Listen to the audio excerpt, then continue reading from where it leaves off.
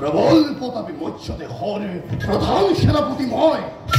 নয় কোনো সমকক্ষবীৰ এই ভাৰত ভূমি অথচ এজনী সামান্য তাকিয়ে মোৰ প্ৰেম প্ৰস্তাৱক কৰে প্ৰত্যাখ্যান এই অতি লজ্জাজনক কথা কৃষকৰ পক্ষে তীব্ৰ অপমান অনুভৱ কৰিছে আজি মোৰ অন্তৰে সেনাপতি সেনাপতি সেনাপতি মোক ক্ষমা কৰিব সেনাপতি আপোনাৰ প্ৰেম প্ৰস্তাৱ কৰি প্ৰত্যাখ্যান ভুল পথেৰে মই হলো পৰিচালিত আপোনাৰ দৰে প্ৰবল প্ৰতাপী বীৰৰ সামৰ্থ্য পোৱাটো মোৰ দৰে এজনী ৰাখি নহয় জানো পৰম সৌভাগ্য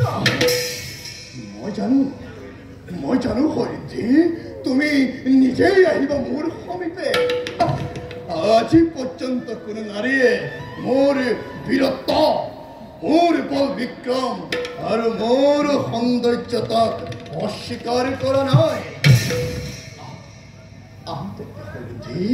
বিলম্বৰ আৰু নাই প্ৰয়োজন আহক বিলীন হৈ যাওঁ আমি পৰস্পৰে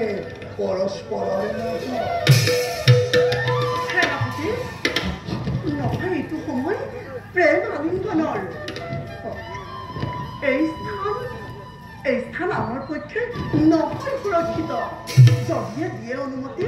দিওঁ এটি প্ৰস্তাৱ আপোনাৰ প্ৰকাশ কৰা হৰিণী প্ৰকাশ কৰা নৃত্যশালা উত্তৰাৰ নৃত্যৰ আশ্ৰয় অন্তৰ সমগ্ৰ ৰাত্ৰিৰ বাবে নৃত্যশালা থাকে ৰিক্ত হয় সেই সময়তে আপুনি যাব মোৰ সাক্ষাৎ লভিবলৈ অধীৰ আগ্ৰহেৰে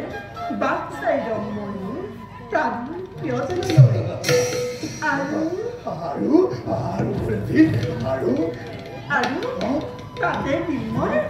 তাতে দিম মই আপোনাক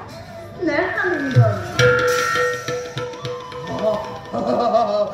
আনন্দিত হলো মই তোমাৰ প্ৰস্তাৱত নিশ্চয় উপস্থিত হম মই নৃত্যশালাত যথা সময়ত তেন্তে বিদায় লাগিব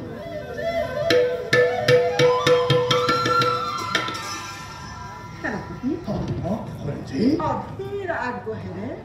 বাট চাই ৰম নৃত্যশালা আপোনাৰ বাবে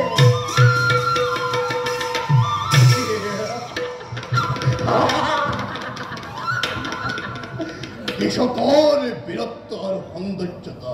কোনে কৰিব পাৰে অৱহেলা মোৰ সপোন বাস্তৱত পৰিণত হোৱাৰ দিশে যাওঁ স্নান কৰি নিৰ্মল সৰ্বশৰীৰত সুগন্ধি সানি